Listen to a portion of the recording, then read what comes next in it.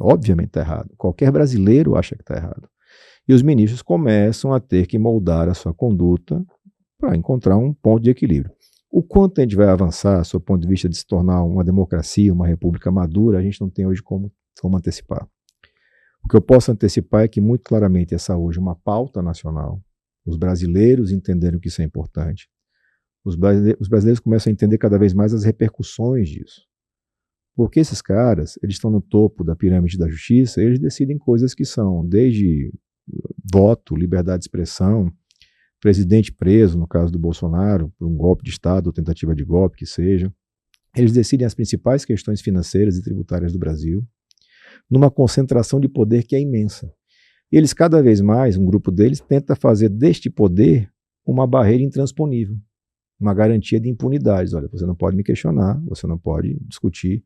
Então, o ex-governador de Minas Gerais, Romeu Zema, faz uma crítica satírica, e o Gilmar pede para incluir ele no inquérito do Alexandre de Moraes, que é um inquérito, também na minha visão ilegal, que tramita há 7 anos. Que é o inquérito das fake news. Chamado inquérito das fake news. E aí tem um negócio legal para quem não é, porque assim, quem não é nem da política, nem do direito, às vezes não acompanha as coisas. O nome é legal, né? Inquérito das fake news, mas ele não foi criado para combater fake news. Ele é criado lá em 19, fevereiro, março de 19, ele é criado porque um grupo da Receita Federal fazia apurações e cruzamentos de dados e encontrou movimentações incompatíveis de esposas de ministros, a esposa do ministro Toffoli e a esposa do ministro Gilmar. Dias Toffoli é o presidente da corte, ele cria de ofício um inquérito e escolhe o Alexandre de Moraes de ofício também, ele não faz sorteio, ele pega o Xandão, você pega, bota na mão do Alexandre de Moraes, e o Alexandre começa, o primeiro ato dele, perseguir e desfazer o grupo da Receita Federal, que estava fazendo as apurações, e censurar a revista, que foi a revista Cruzoé, que foi quem deu a notícia. Sim. O que eu faço? Eu sou senador da República, nesse mesmo período eu entro no Senado, nunca fui político na vida, não tinha nem militância estudantil, nada disso. Eu entro lá em fevereiro. Em fevereiro eu peço uma CPI da toga, que é para investigar a conduta de ministros. Em abril de 19 eu peço o impeachment do Toffoli e do Alexandre por conta deste inquérito. Porque a PGR da época, que era a Raquel Dodge, dizia: esse inquérito é ilegal. Vocês estão fazendo inquérito sem o Ministério Público, está errado. Vocês estão inventando um foro privilegiado para quem não tem foro. A revista não tem foro, os caras da Receita não tem foro. Como é que eu estou puxando isso para dentro do Supremo? Não acontece nada. Você tem um acordão ali envolvendo um monte de gente interessada em resolver os seus processos na justiça, e os caras continuam com o seu inquérito. Esse inquérito, que até hoje funciona, ele já serviu para uma imensidão de coisas. E serve para esse tipo de coisa aí. A gente está em 2026 e o Gilmar diz: olha, o ex-governador de Minas fez um videozinho, um desenho animado aí satírico, não gostei, bota no seu inquérito, Alexandre, como sendo fake news, ataque à democracia, coisa que o vale. Não sei como é que o Alexandre despachou, mas imagino que ele vai incluir sim o Zema como um dos investigados no inquérito interminável. Isso está errado. Não há base jurídica para esse tipo de coisa. E isso vai fragilizando cada vez mais. E até um certo ponto foi uma ferramenta de força do Supremo, mas agora virou o contrário. É uma ferramenta de desmoralização do Supremo, porque eles estão fazendo coisas que a legislação não prevê, nunca previu.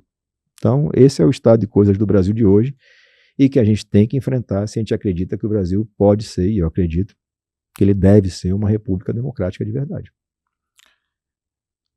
Vou fazer uma pergunta que talvez seja a pergunta de $1 milhão.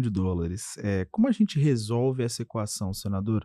A gente tem, de um lado, alguns políticos dentro da Câmara e do Senado que estão com diversos processos correndo, alguns legítimos, outros questionáveis, enfim, não é o mérito.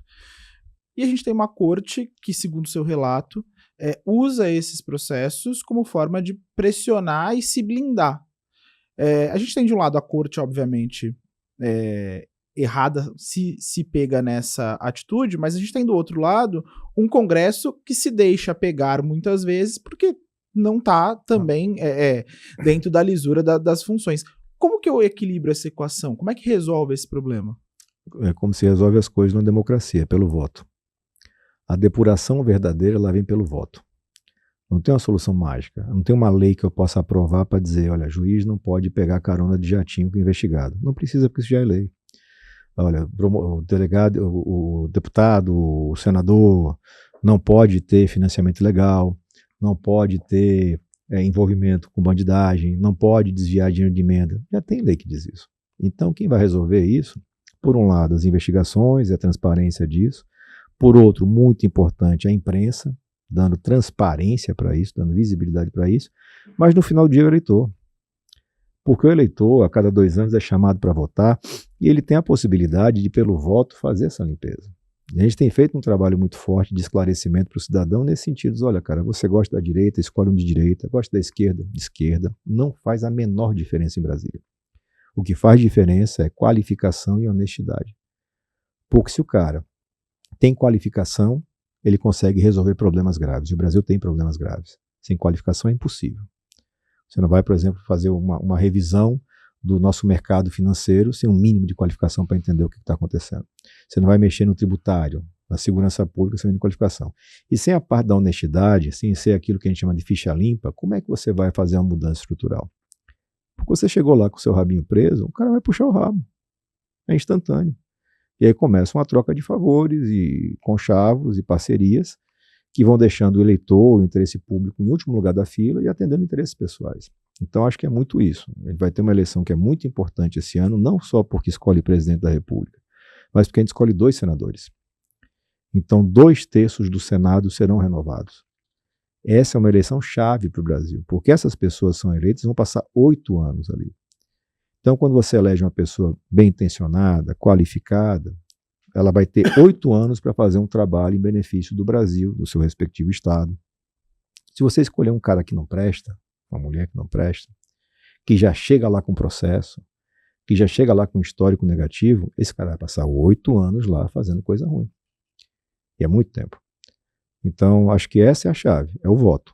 Não tem solução mágica, a gente não vai reformar o Brasil através da justiça. Eu vejo o judiciário brasileiro, por essa fragilidade que você aponta corretamente do legislativo, a má qualidade dos representantes, o judiciário se agigantou. Ele começa a resolver tudo. Então, o Congresso não vota a legislação de combate à homofobia. O Supremo vai lá e faz uma interpretação e cria um tipo penal, sem aprovação no Congresso. Aí depois isso vai sendo expandido para outras coisas. Você vai discutir descriminalização do uso de entorpecentes, sem passar pelo legislativo.